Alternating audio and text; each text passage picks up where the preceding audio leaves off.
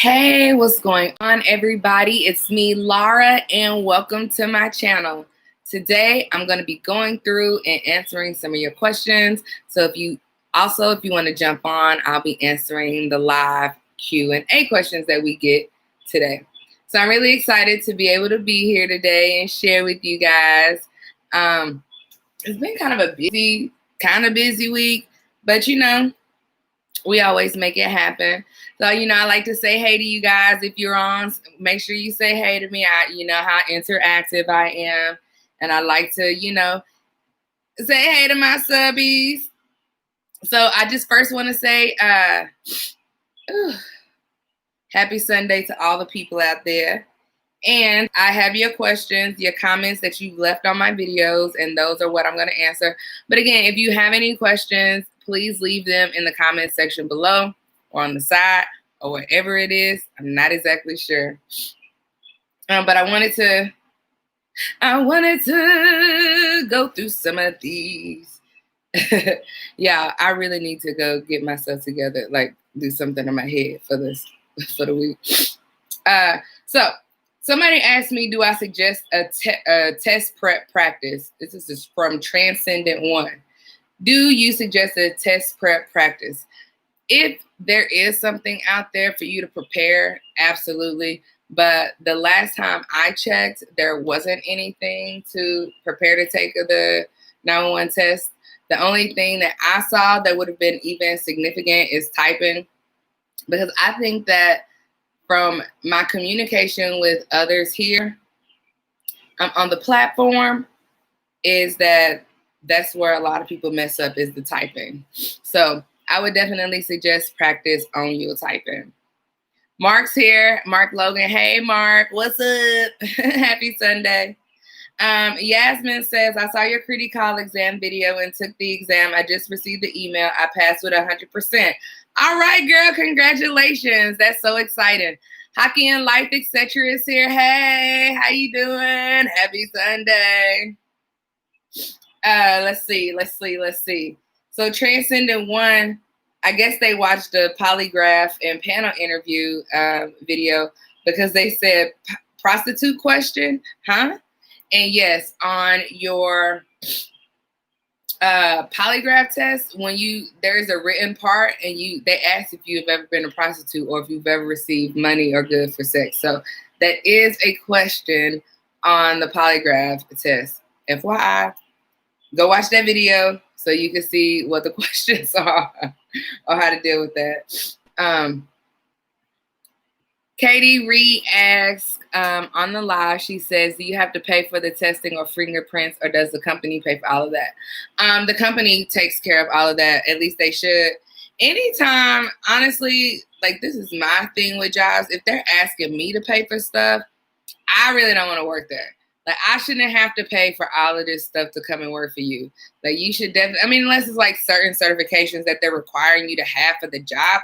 But if it's like fingerprinting and stuff, y'all paying for it. But they typically pay. I've never been asked to pay for myself. So if y'all give me like 5 seconds, I didn't forget that I was cooking, but I am cooking.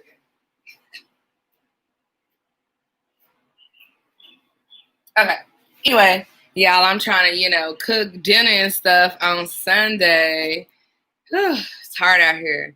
But then I was like, you know what? Let me just go ahead and get on here and talk to my people, see how everybody is doing, and answer some questions. Somebody wrote, I'm glad you're back in Texas. Me too, girl. Me too. I'm glad you're back in Texas. You're so expressive and beautiful. Excited to be following you. Thank you so much. That's from Elizabeth. That is super sweet. You guys. Okay. Here's a long one. Okay. I took my panel interview today. This is from Estella. I took my panel interview today. It was so scary and intimidating. I told y'all. I was asked probably about 8 to 10 questions. They were mainly about prioritizing events and etc. A mattress in the middle of a highway, a bank robbery, and a cop requesting info. I was asked about how I manage stress and examples from previous work experiences. Also, and soon as I sat down, they told me 6 random phrases. Cold coffee, round table, blue shirt. Well, I guess cold coffee, round table, blue shirt. And I was asked to repeat the 6 phrases back at the end of the interview. I passed. Now I have to take the critical exam Monday. So good luck. First off, congratulations for passing that portion of the interview. And then good luck to you on this next portion. You got the critical. We got the example right here. Go to my critical video, girl. Go to my critical video and watch it. Watch it so that you can get all of the help that you need. Number one rule would just be to relax. That's like the main thing you need to do with these tests and things. You just have to calm your nerves and relax, and you'll be good. The McDonald's say, thank you for your video. Wait, this is in reply to my critical video. Thank you for the video. I'll take the test next Wednesday and wanted to see if there's anything from the last time I took it. I passed the first time, but have saved I passed the first time, but you have saved my booty with illicit if it ever comes up. Haha. Yeah, because they ask you like how to spell some words, and one of the words on the critical exam is illicit. So they ask you how to spell it. So ILLICIT, illicit. Oh, somebody wrote on my why I'm no longer a dispatcher video, and then I see Tiana wrote, and I'll respond to her. Samson Balzi says, what upsets me more about this is you went up the ladder and, this is a response to why I'm no longer a dispatcher.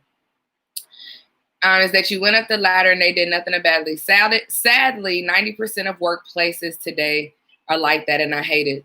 I'd rather not work with humans and just be on my own as to not deal with morons. Yeah, I understand that for sure. Sometimes, definitely working with people is difficult at times. And, sometimes you can either deal with it or you cannot deal with it. And I just chose not to deal with it anymore. And it was sad, but you know what? It's okay. I'm better. Tiana Routley says, happy Sunday from Seattle. Hey, from Seattle. I've been reviewing all your videos like crazy to calm my nerves before I take my test on 6/15. And it has helped me so much to prepare. Oh, Tiana, girl, I am glad, because that to me is the number one thing you need to do. You got to calm your nerve. We got to calm down. Like, I think that's the hardest part, is not knowing really what to expect on the critical exam and just in the interview, and even when you're answering the calls, or answering the 911 calls. But that's one of the beauties of it, is all of this anticipation gets you prepared to actually answer 911 calls, because you never know what's on the other end of that line. And so you need to always be prepared. You need to always be ready, and you need to always be calm. And I think that this process helps to prepare you for being an actual 911 dispatcher, just with the taking the test and trying to remain calm. Because honestly, guys, like I'm telling you, sometimes being calm is hard. And that's only because of the surroundings. I can be it can be mass chaos, and somebody can go down, and I can zoom in on that person and really focus in on them despite the chaos that's going on around me.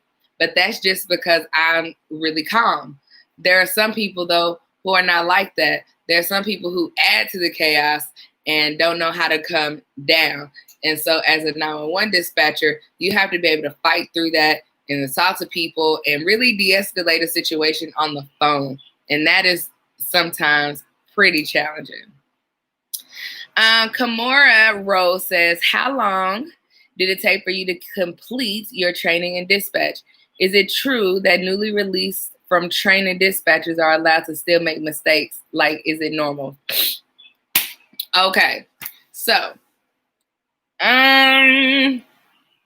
training is usually about 140 hours, I think it was. I can't remember. But I think you have to do, 140 hours with your trainer.